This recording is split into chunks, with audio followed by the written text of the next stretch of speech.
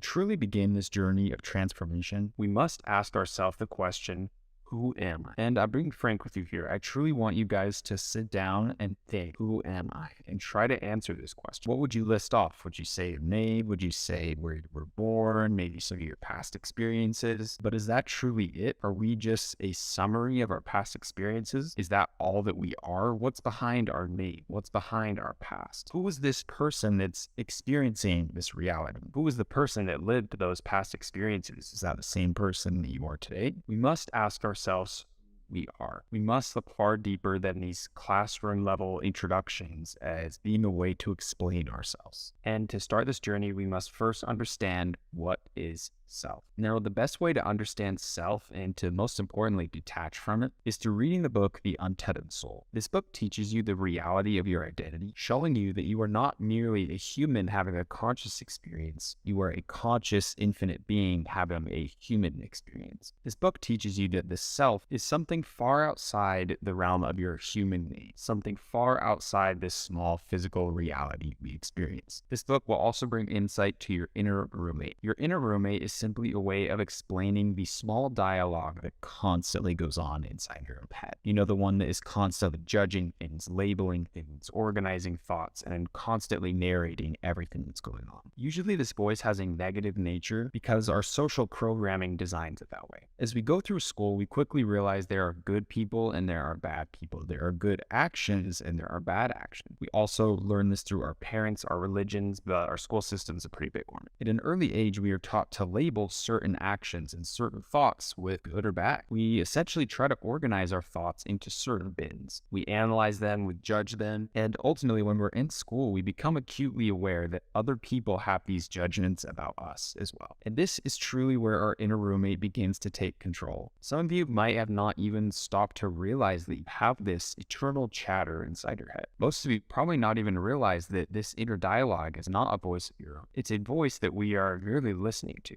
This inner dialogue almost always has a negative tone to it, constantly filled with judgment, always sharing negative assumptions, which essentially has us slipping into living a life of fear, scarcity, and doubt. Because our society has trained us to have a negative voice like this, a negative inner dialogue. This inner dialogue is developed through our initiation or our domestication into the social matrix. As a young child, we're put in classrooms, we're told to shut up, we're told that the things that we're interested in don't matter, and we're essentially forced to conform into this reality that they've designed for us. So essentially, this inner roommate is born from our parents' voice. It's born from our teacher's voice. It's born from the religious leader's voice. It's born from the news. And all of these people are kind of combined into one little inner roommate that helps dictate the actions we take, the emotions we feel. And essentially, it tries to govern our actions in order to fit into society. This is a concept that has gone into way more depth in an amazing book called The Four Agreements. Highly encourage you to read it and begin understanding the power behind your words and the power behind agreements. These topics are beautifully explained by the author, Don Miguel Ruiz. I hope I pronounced that correctly. And I would much prefer you learn from him from the source of this information. So please go pick up his book as well as The Untethered Soul by Michael A. Singer. You simply must learn to stop listening to this inner roommate, to stop giving so much weight and so much merit to the inner dialogue and the little voice that just chatters on and on and on, because essentially it's meaningless. Our first ideas might be to try and silence this. We cannot attempt to silence this inner voice. That will only make it much louder. The only thing we can do is stop giving merit to the things that are being said. As the stomach automatically processes food,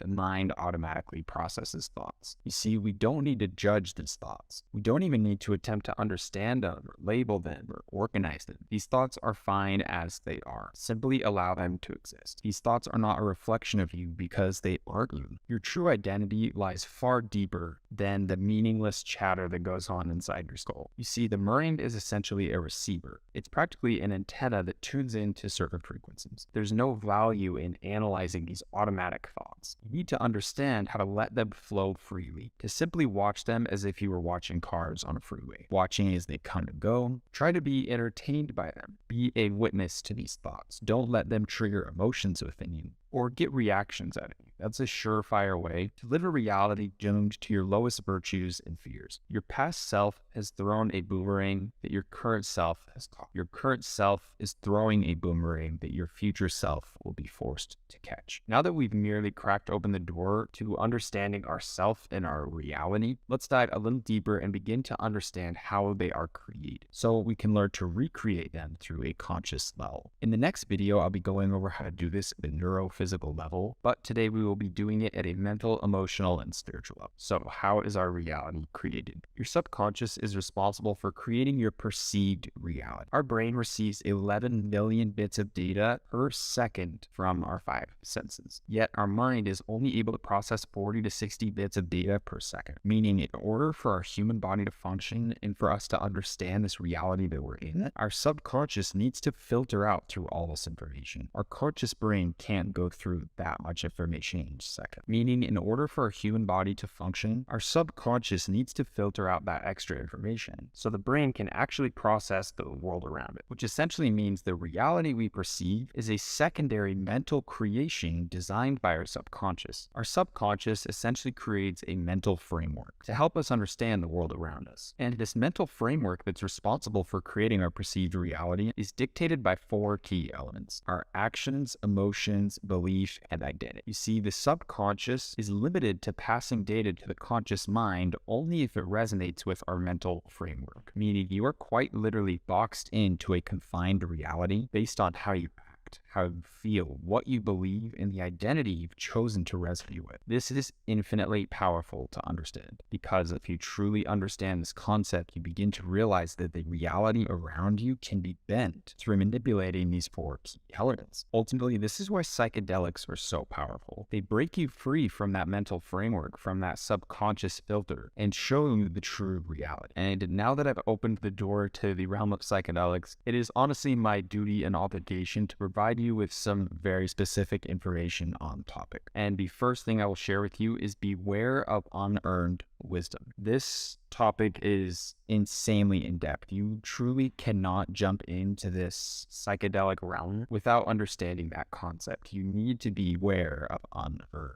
wisdoms. Truthfully, entering into the realm of psychedelics is not something that everyone should or needs to do, and I'm not recommending them to you in any sense of the way. Psychedelics open doors to information, and sometimes when you receive information you're not ready for, there can be not harsh consequences, but there can be consequences. Ultimately, I don't believe anyone should be messing around with stuff until you're at least over the age of 20. If you're jumping into this journey, it is insanely important to give the utmost respect to the process and what you're doing, and doing it in a conscious manner. Psychedelics aren't a fun part of drug. It is some very serious stuff, and there's a lot of natural healing processes and elements to it, and overall, it is a very beautiful thing, but it needs to be respected. I'm not recommending this, but I do think it's important for me to share my information because this is a topic that I truly resonate with, and psychedelics have done a lot for me in my life and in the path of healing my past. And ultimately, if you're going to jump into something like this, you need to be incredibly respectful. You need to do it in very healthy doses and very safe environments, having someone there to look out for you. Ultimately, before we move on, I want to share that I was very hesitant to add that into the course and speak on a topic like that, but ultimately, I think it's something that's getting more normalized. I think it's a very healthy and normal thing to help you on your healing process and your process of self-realization. And ultimately, I do believe it is something extremely good in life. I am not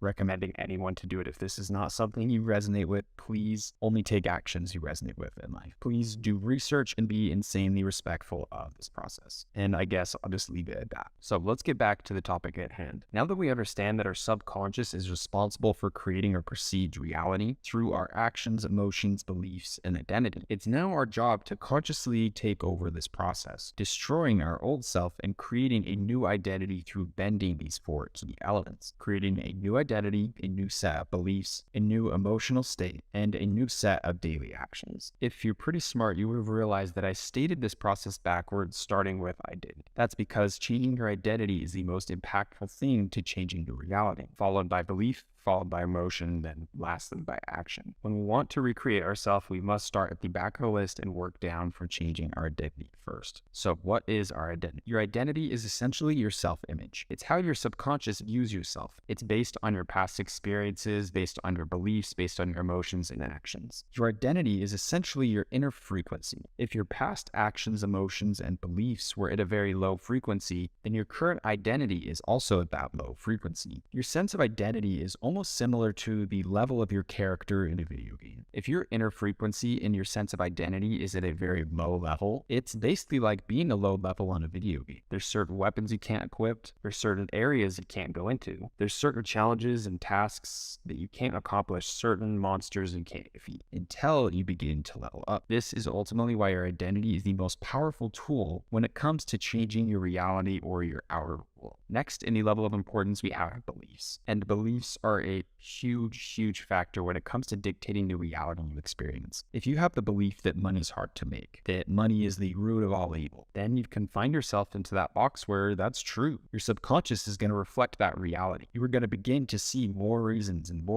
of why those statements are true, because the mind likes to confirm your beliefs to you, meaning that out of those 11 million bits of data, your subconscious is going to filter through the data points that prove that to be correct. And that is what's going to be presented to your conscious mind. This is why your belief system is an intensely strong tool that helps us create this external reality we experience. Ultimately, that's why this matrix reality that we live in uses tools that affect and change our beliefs. Religion started as beautiful frameworks of spiritual guidance, but nowadays it seems like almost all of them have been taken over and used as divisive systems to control the masses. Now, this is my personal view. I will never ever knock someone's religion, and I truly do have the utmost respect for whatever you believe and whatever religion you're a part of. But this is truly how I feel. And if you read the book Outwitting the Devil by Napoleon Hill, you'll see how it's pretty fair to come to a conclusion like this. Again, I have the utmost respect for everyone and their religious beliefs, but I do think it is extremely essential to challenge your beliefs, to put them to the test and ask yourself some extremely hard questions, because your belief system is essentially the keystone towards creating your outer world, towards creating that perceived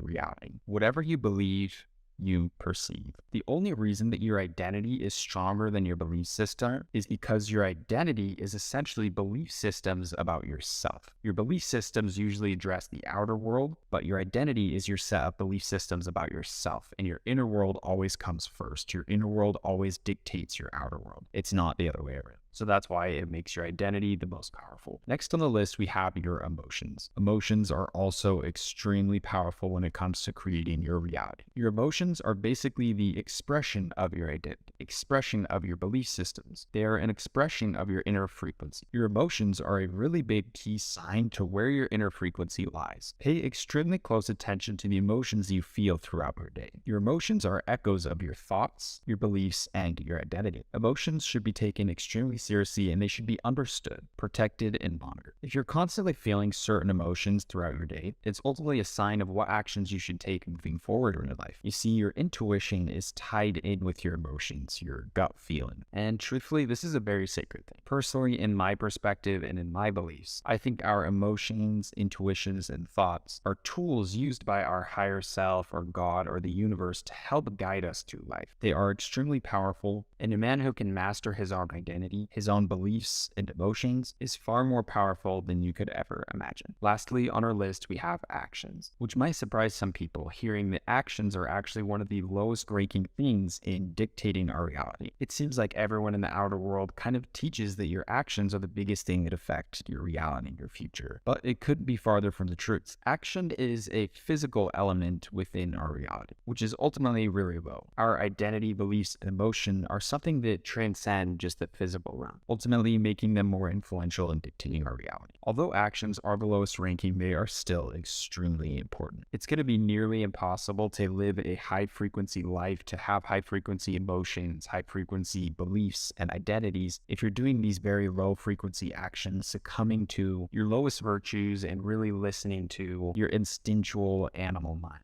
falling into addictions, not being able to control yourself. Basically, if you're not controlling your actions, your subconscious is controlling them for you. You'll be listening to your monkey mind, as monks like to call it, and ultimately your reality wouldn't really reflect anything high frequency if you were able to control your actions. In the next video in this module, we are going to go very in depth on how to take control of our daily actions. But before we move on, I want to go over one more topic that really ties in with our daily actions, and that is our standards. Our standards are essentially a line drawn in the sand of actions that we will do and actions that we will never do, emotions that we will allow and emotions we will allow, beliefs we will fall in line with and beliefs we will never fall in line with, identities that we choose to resonate with and identities that we will never resonate with. Your standards are essentially a self-confining line around your inner and outer worlds, stating the limits of things you will and won't do. Essentially, your standards are a direct reflection of who you are, your identity, your inner frequency, the level of your character. Remember how we talked about everything regressing to the mean? The mean is your standard. Your standard is the bottom line of what things you'll let fly and what things you won't. So ultimately, if you have a low standard, you allow yourself to fall in love with shitty people. You allow yourself to do drugs and watch porn. You allow yourself to become fat and lazy, skip the gym and play video games all day and detach from your purpose and goals, all in the name of feeling comfortable. You see, truly everything is in your control. You dictate your own inner world, which is actively reflecting what your outer world is. So it is your responsibility to set your exact standards, and these standards need to be non-negotiable. You truly need to commit the rest of your life to whatever standards you've set for yourself. You need to make sure that these standards embody the future person you want to become. And in the next video, we'll go more in depth on our standards and show you how to break out of the current ones you have and create ones. I also want to go into the winner effect. You see, your life is a reflection of your standards, a reflection of your daily actions, emotions, beliefs, and identity. That's why it is insanely important to create what's called the winner effect. The winner effect is essentially your resume of small victories showing that you're the one in control, showing that you are able to do the things that you set yourself out to do. The winner effect is essentially a resume of all your small victories in the past. As you're starting out on your journey of self-improvement, no matter where you're starting, it's important to have these small victories to show yourself that you're the one in control, to show yourself that you can set standards and live by them. This builds up a higher level of self-identity. It's kind of like training your character in the video game. If you can show yourself that you are the person you think you are and you are the person you want to become, this is what's going to build up your winner effect. Over the years, you're going to be able to accomplish larger and larger actions, work for larger periods of time, get past larger obstacles, which overall just fuel back to your sense of identity and really kind of set in stone that you are the person you think you are. It's really important to build up that resume of wins, to celebrate those wins and really give gratitude to them and make sure that you let them kind of fuel into your identity, showing yourself that you're truly worthy of the identity you desire and the reality you desire. I also want to touch on sacrifice. Sacrifice is a huge key to any level of success, really. If you don't sacrifice for the things you desire, the things you desire become the sacrifice. Look, guys, in the end of the day, we are the ones responsible. It is your job to cut negative things out of your life, to make these key sacrifices in order to achieve what you desire. Cut out bad friends, cut out bad habits, cut out everything that is taking away from your energy, from your time, anything that takes away from that future self and that future reality you want to live. Again, these are some concepts we'll go over in the next video, but it's very important for you guys to understand that sacrifice is not only a necessary part of this journey, it is an absolutely essential part of any level of success. If you truly want to see success, you must be ready to sacrifice. So now that we understand what creates our reality, it's time to take control and create that new reality and that new identity, that new sense of self, that new set of beliefs, that new frequency of emotion, and new set of standards for our actions. We're going to do this through a vision board and an affirmations journal, which I know doesn't sound too manly, fun, or cool. Your vision board is essentially going to be a collection of images and words that resonate with this newfound identity. It's important to have very impactful images, very impactful words on here that will help you align with this new sense of self and this new reality you're trying to create. Essentially, we want to be able to look at this vision board and have it help us raise our frequency to align with our future self and our future goals we're trying to achieve. And the first thing we want to put on this vision board is our exact goal. This exact goal also needs to be backed by an exact date that we want to achieve it. I can promise you that the universe wants to help you through your process of finding success. The essential goal behind everything in the universe is growth and expansion. So it's ready to help help you on this path. But the universe likes exact precision. It wants to know exactly what you want and when you want it. So it can aid you and help you on the process of bringing your dream into your physical reality. So the first thing we're going to do is write our exact financial goal and back it with an exact date we want to achieve it by. For example, I will make $10,000 by and put in a certain day of your choice. You also want to break down how much sales, how much revenue you're going to need to get in order to make that a reality. So here's the breakdown for you. To profit $10,000 a month, you will need $50,000 revenue each month at a 20% profit margin. $50,000 a month in revenue is $11,600 each week. $11,600 each week will be $1,666 in revenue each day. Also, keep in mind, if you're crushing it on TikTok organic, your margin will be way higher than 20%. Number two, now that we know our exact financial goal, it's important to list some other key components of our future reality and our future self. Certain things like, where will I live? How will my body look for fitness goals? What car will I drive? What people will I be around? How will I feel? Who will I help? What freedoms will I enjoy? What new opportunities will open up to me? What clothes and aesthetics will I have? The key here is to think of an entire future environment. Really picture the lifestyle that will be unlocked by achieving this goal. Create a mental landscape of what that future will look like, and then go find images and words that resonate with it so you can visually put it on the board to be seen every single day. Number three, you really need to find inspirational images that touch the heart and soul. This one's really important. You need to simply look at your board and see these images and feel a very big sense of motivation and excitement for achieving these goals. Here's some examples of how you can find images like this.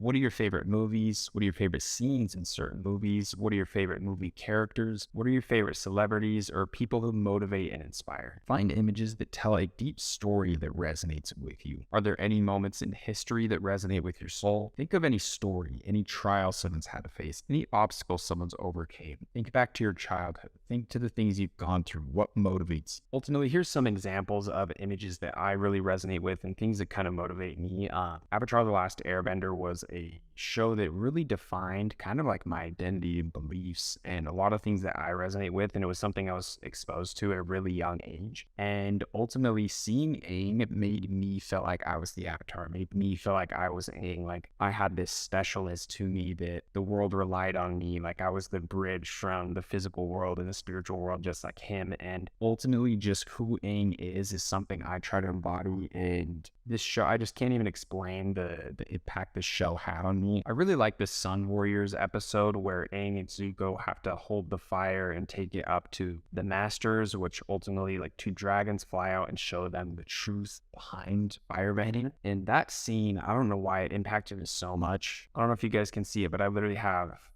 hands holding fire to represent that moment. That's how much I love that episode. It's also going to be hard to tell, but that is Southern Air Temple where Aang was born, and I have that in the vision board as well. Ultimately, I can't explain how much this show means to me. These like golden scenes of Aang's past, and I don't know, man, just the storytelling, everything behind it hit me on such a deep level. I also really liked the anime Sword Art Online, mainly the first season with Kirito and his storyline of being stuck in that video game. And I don't know, my entire youth from second grade all the way to now basically too has been very taken over by video games. And just that storyline, like the character Kirito really reminds me of it.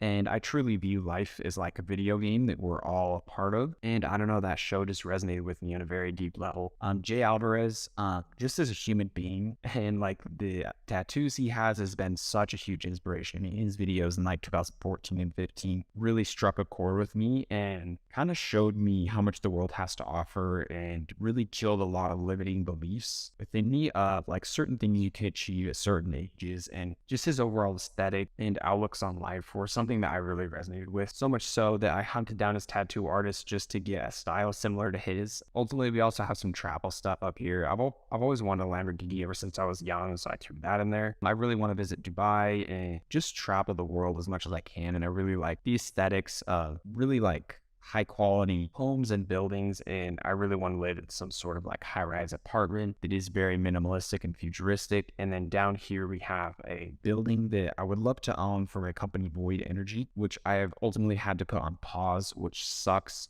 due to the upcoming recession. So in order to best safeguard my wealth, I realized that it's probably not smart to open up one of the riskiest business models during a imminent recession. So that's on pause for right now, but that's something that I would love to do, is own my own building. On my actual vision board, I have the Void Energy logo of the company kind of made here on Photoshop. Yeah, ultimately, these are images that really strike a chord in me and really motivate me and excite me about the future. Next, we have some different words. So I have obsessed up here, destined, patient, faith, I will never give up, I am worthy, 100,000 profit a month, that is a goal for me, abundance. And ultimately, these are words that I kind of need to hear and things that I need to embody to reach the goals that I have personally. So putting words like that on your board are very, very impactful, which leads us into number 4. You need to figure out some words for your vision board. Put together a list of words that you think explain the person that you're going to have to become, explain the level of reality you will be experiencing, things that you can look at your vision board and really feel and get excited about. Now let's quickly jump into how to make this vision board. The first thing you need to do is locate what type of board you want to make. I have all of mine on cork boards. You can see the one right there and the 2 right there, but you can essentially draw on anything. You could put just pictures blank on the wall. You could grab a whiteboard and just put them up with magnets. You could just tape images onto a mirror. It doesn't really matter what your board is. The main thing is it needs to be really close to your computer where you're going to be working so you can see the board daily. I'll show you guys real quick. We have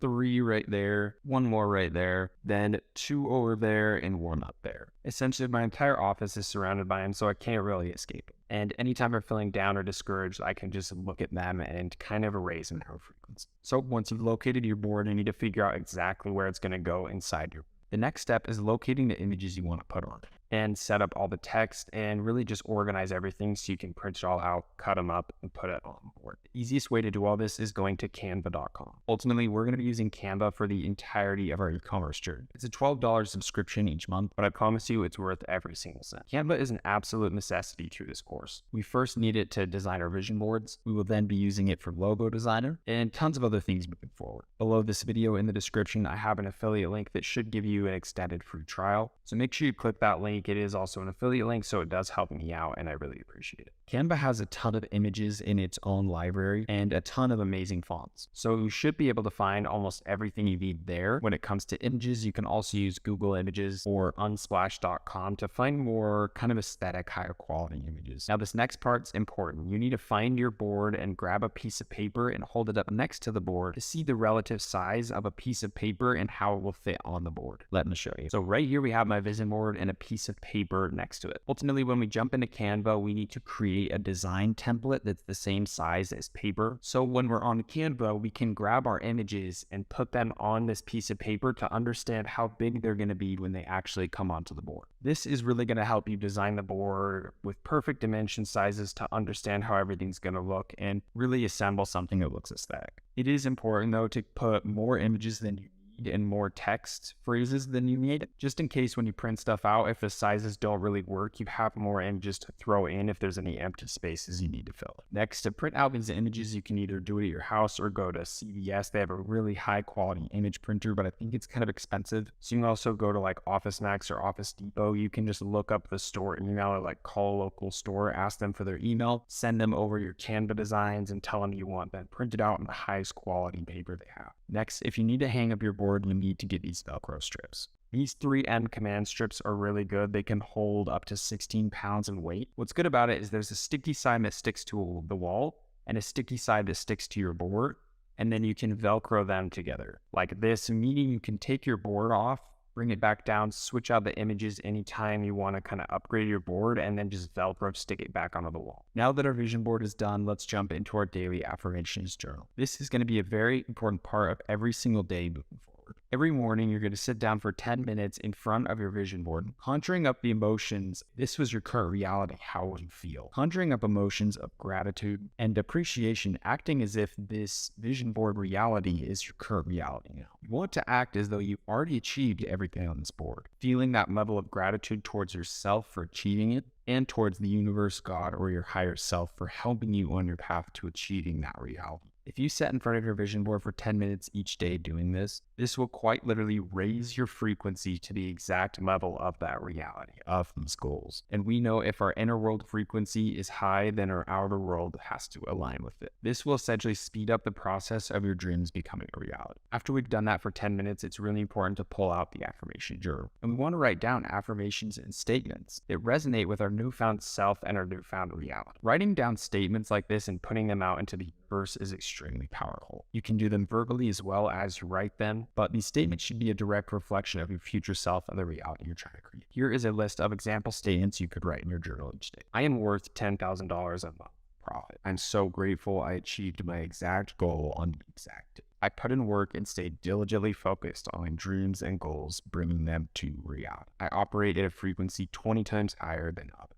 around. I am strong, smart, and perfectly equipped with every tool I need for success. Others feel my frequency when they are around me, and it inspires and uplifts them too. Others look at me for guidance and help. I bring light and happiness to everything around. I am worthy. I will achieve. I am the master of my own fate. Each morning, you need to be sitting in front of your vision board for 10 minutes and spending 10 minutes on your affirmation journal. There's no rules to the things you write, but they need to be statements that you personally resonate with and you think embody that future self and future goal. Lastly, before we wrap this video, let's talk about some practical life changes you can make to help you resonate with this new self and new reality. The best thing you can do is start changing your environment. Start going to fancy restaurants. Start treating yourselves to things you usually wouldn't. You need to stop focusing on scarcity and lack. Stop looking at price tags. Stop limiting yourself to the realities you can experience. You need to start focusing on abundance. This is our time to take action and to show ourselves that we are worthy of this change, to show ourselves that we are in control, that we can actively break out of this old identity, assume a new one, and start living in this new environment, this new reality that we are going to actively create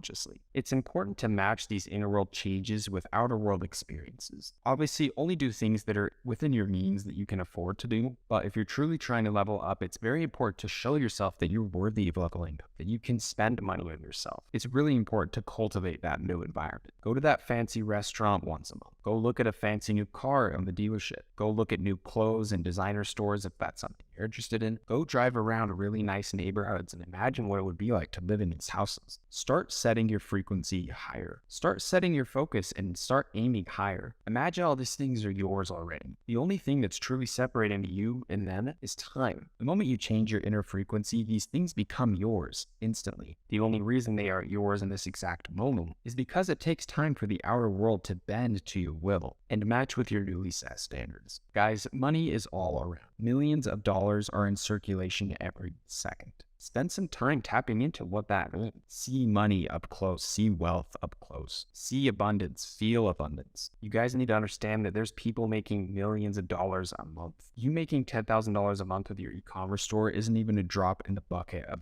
the amount of wealth that's out there. Promise you, you can do this. It's very important to hold this new identity, this new reality, and this new future very close to your heart. You need to baby it, nurture it, and protect it at all costs. Remember, it's okay to feel disconnected from these things, to feel discouraged, to feel low frequencies. It's okay to feel unworthy at times. But in those moments, you need to sit down with your vision board and you sit down with your affirmations journal and charge back up your frequency. Charge up your actions, charge up your emotions, your beliefs, and your sense of identity. Remember that life always ebbs and flows, but you are always able to control your reality and get back on the path. Anytime you're truly feeling down and discouraged, close your eyes and picture your future self in 10 years. They have accomplished everything that you set out to accomplish. Imagine they kneel down to you and lend a helping hand, lifting you up towards your goals, inspiring you and showing you that you can do it. Your future self is always there to lend a hand to you. In all honesty, they probably love you more than you love yourself in this exact moment. They're truly there to call on them anytime.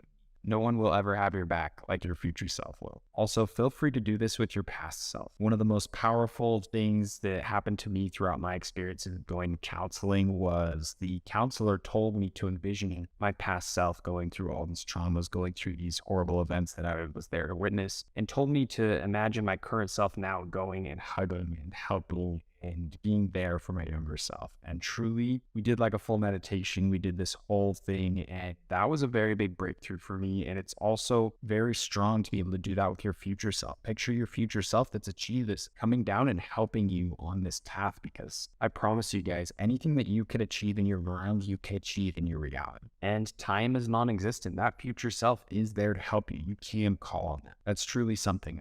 Also, feel very open and free to communicate your struggles and issues and any downtimes within the community. We will always be there for you and having your back. Remember to stay away from pessimistic views coming from a place of negativity and just outright complaint. We always want to share our experiences in a positive light, but it's truly okay to express your emotions, to express how you feel and where you currently are in life. You're always welcome to express your situation. I just want to make sure it comes from an optimistic viewpoint. And ultimately, guys, that wraps up this video. It was extremely long. I've been filming for an hour and 44 minutes already, but I want you guys to understand that everything I've shared with you is food for thought. These concepts truly are seeds.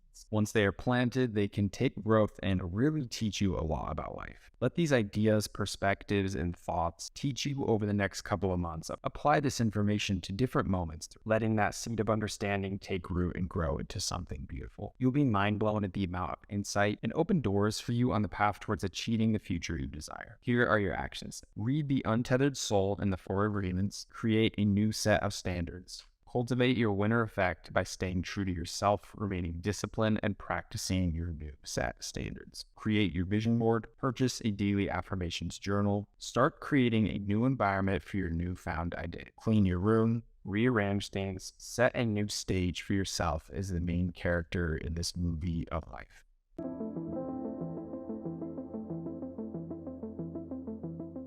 All right, so we just took an extremely tiny glimpse into the rabbit hole of spirituality. I know those videos must have seemed really long, but I promise we barely scraped the top of the iceberg. But now that we slightly understand how our inner world works and how our outer world functions with the 7 universal principles, it's now time to connect our inner world and our outer world together, taking full control, aligning our actions, emotions, beliefs, and identity together towards our goal for massive success.